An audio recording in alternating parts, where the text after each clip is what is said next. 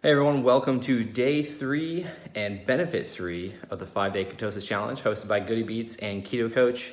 Again, Keto Coach's Instagram, as I know of as of now, magically disappeared, so we're still living on with the 5-day ketosis challenge. And like I said in the last 2 videos, if you didn't catch them, check the description for those links and check them out. But I decided to share a benefit each day of this week to go along with the 5-day ketosis challenge. And today is all about appetite control via the ability to burn fat for fuel. So let's see, the last 2 days started out with optimal or superior brain fuel, optimal body composition, and today we're talking about appetite control via the ability to burn fat for fuel, which provides, a path to the other 2 that I already shared, and tomorrow's and Friday's benefits that I shared. But simply put, today, I want to keep this video short and to the point. And appetite control from the ability to burn fat for fuel, to me, comes from 3 perspectives. The first perspective is managing blood glucose, which prevents cravings and excess inflammation. And if you think about it, when you're eating carbohydrates, think of it as like a campfire. You're always throwing sticks and leaves and twigs and maybe some logs in there to keep it going. And it dies down, you throw some more and it goes up, and it comes down, and it goes up, and it comes down. Now think about like solar energy. It's pretty consistent. There, even if the sun is just beaming and all of a sudden all this energy is coming in, it's just stored, but it's still just nice and stable and cleaner. And then the inflammation part I mentioned yesterday's video. When we think about a campfire and all that smoke and the fire itself, think of that as inflammation in your body running all rampant around. That leads to many complications. I mentioned some yesterday in terms of like insulin resistance and more free radical production and oxidative stress, and then eventually gets to neuroinflammation, and then you got problems with your mitochondria, and then you got brain fog, and you got fatigue and all these things. But on the most basic level, the ability to burn fat, it really voids this up and down with your energy and your blood sugar. Your blood sugar is going to maintain. You're going to have some spikes, small spikes from eating meals, of course, but nothing like drinking a soda or eating some processed garbage food that's going to skyrocket it, and then it's going to plummet down later if, insulin and all that stuff comes out. And it depends on the context of the individual, but essentially, when you're burning fat for fuel, you got the solar energy mechanism going on, and you don't have blood sugar dips, which creates a craving, because a blood sugar dip is a sense of stress to the mind or to the brain, and then therefore you get cravings because you need to get that blood sugar back up. And modern narrative is to just eat some more carbohydrates to get more sugar back, but why not just balance blood sugar by teaching your body how to burn fat, which is what ketosis is. It's burning fat at such a rate, you're creating ketones in your bloodstream, which is the metabolic state known as ketosis. Second point is regulation of ghrelin, the hunger hormone.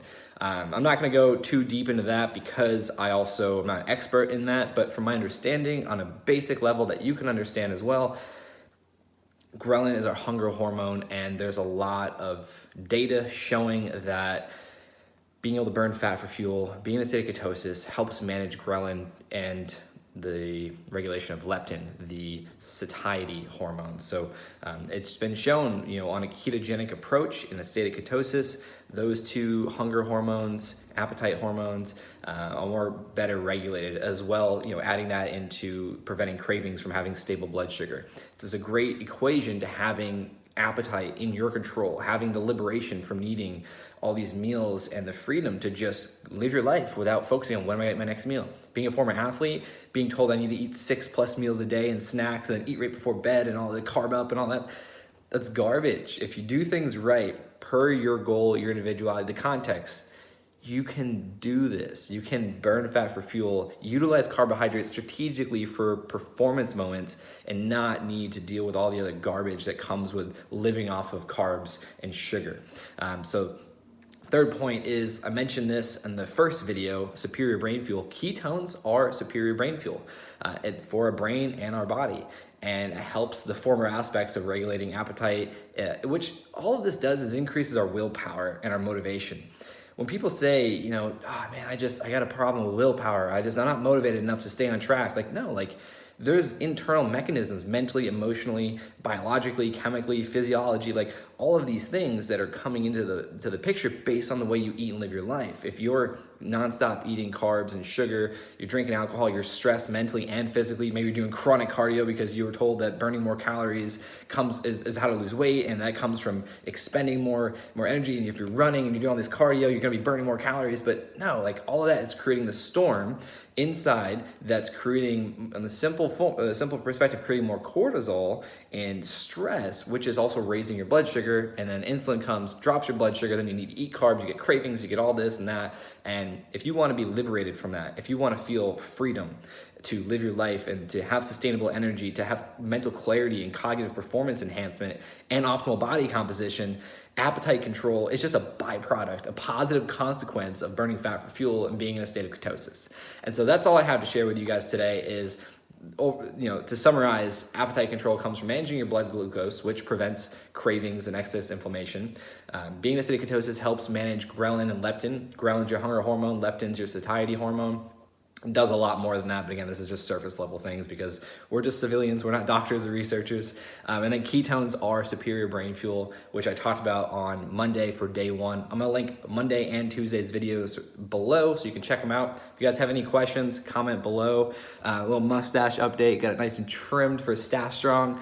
If you go on my story, you can see how you can get involved with Stash Strong, or you can just go to stashstrong.org. But in my stories, I have a swipe up link for my specific team page, the Josh Perry Stash Strong page. And we're just shy of $300. We're trying to raise $500 for the month of November. For those that don't know, Stash Strong is a nonprofit organization that I actually am on the board now of this year. And the mission is to raise funds for brain cancer research. 100% of the funds raised goes straight to the mission. None of us on the board take a paycheck, never have. You can get gear to support it. You can grow a mustache. You can take photos. There's so many ways to get involved and to give back to a great cause. And so, again, check out my stories, swipe up, and then you can see the Josh Perry team page, or you can just go to stashstrong.org. But again, if you guys have been following me along, I appreciate you. If you're new, I appreciate you. I love all of you. I appreciate the love and support. If you got any questions, just put them below. Let's have a conversation. If you want to figure out how to have superior brain fuel, better body composition, appetite control, and then the 2 benefits I'm gonna be sharing tomorrow, look out for those 2 videos. Go back, check out the past 2 videos, hit me up, let's talk. I'm down to help. I love you guys. You guys have a good day, and I'll talk to you later. Peace.